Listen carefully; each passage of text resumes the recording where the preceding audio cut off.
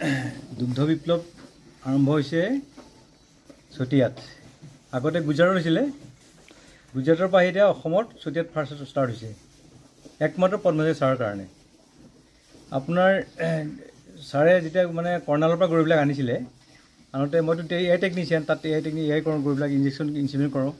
ছাৰে মোক এজনী গৰু চাহিৱাল গৰুজনী উপহাৰ দিছিলে, চেউৰী গৰু আনি প্ৰতিপাল কৰিলোঁ। কৰাৰ পিছত হিতত আহিল, এয়াই কৰিলোঁ। তাৰ নেক্সট ইয়াৰ তাই পোৱালি দিলে।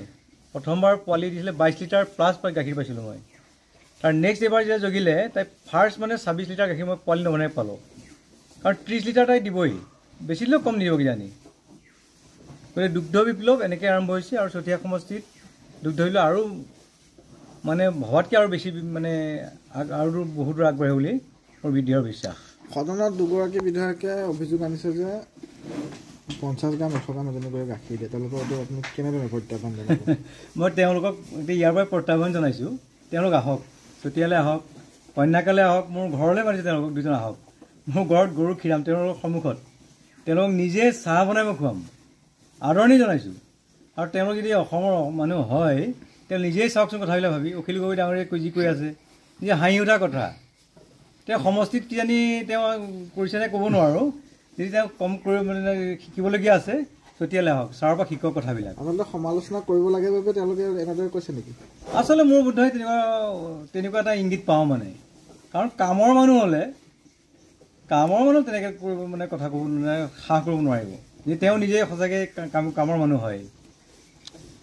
গৰু খুঁটিৰ প্ৰকল্পৰ কথা তেওঁলোকে ইটিকিং কৰি কথা কি? গৰু খুঁটিৰ কথাটো আচলতে চাওক, নেপায় তেনেকৈ ক'লে। কন্যাকা যেতিয়া দুগ্ধ বিপ্লৱ আৰম্ভ হ'ল, তাৰ পিছত মানে গৰু খুঁটি আৰম্ভ হৈছে। কন্যাকা যে গৰুবিলাক বাহিৰৰ পৰা আহে, আপুনি চাব ভেটেনেৰি ডিপাৰ্টমেণ্টৰ এটা নিয়ম আছে। এজনী গৰু কিনিলে তাত কেইদিনমান ৰাখিব লাগে, ৰাখি অনাৰ পিছত ইয়াত এডজাষ্ট হ'বলৈ মিনিমাম আপোনাৰ কেইদিনমান সময় লাগিব।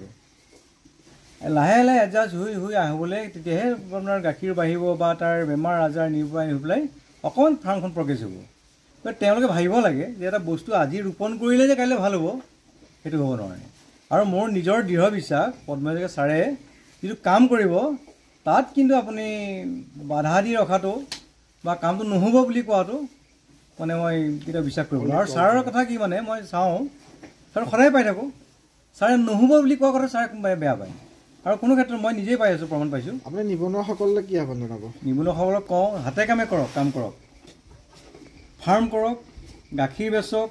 খালি এটা কথা কওঁ, সকলো কৈছোঁ আপোনালোকৰ মাধ্যমৰ দ্বাৰা, অসমবাসী ৰাইজকৰ মই যুৱ প্ৰজন্মক কৈছোঁ, সোনকালে কিন্তু বিচনা এৰিবই লাগিব।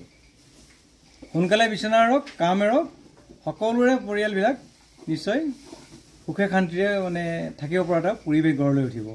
এই মই আপোনালোক বহু যুৱকে গোপালনৰ যোগেদি স্বাৱলম্বিতা পথ বাছি লৈছে। পাইছে। কাৰণ মই এতিয়া চাওক, দৈনিক আগতে যেতিয়া মোৰ গৰু মানে 2007 চনৰ পৰা ছাৰ আপোনাক কৈছোঁ যে ছাৰে মোক পইচা দিছিলে, সেই পইচা লৈ পেলাই মই আগবাঢ়ি গ'লোঁ 10,000 টকা লৈ পেলাই। তাৰপিছত গৰু 18জনী গৰু হৈছিলে, গাখীৰ বেচিবলৈ মোৰ জেগা নাছিল তেতিয়া 2007 চনত। তাৰপৰা গৈ যেতিয়া ছাৰে যে মিল্ক প্লাণ্ট বহালে, এতিয়াতো প্ৰব্লেম নাই, গাখীৰ যিমান প্ৰডাক্ট হ'ব তাত দিব পৰা এটা ঠাই পালোঁ। আৰু এতিয়া মই আশা কৰিছোঁ মোৰ অহা বছৰলৈ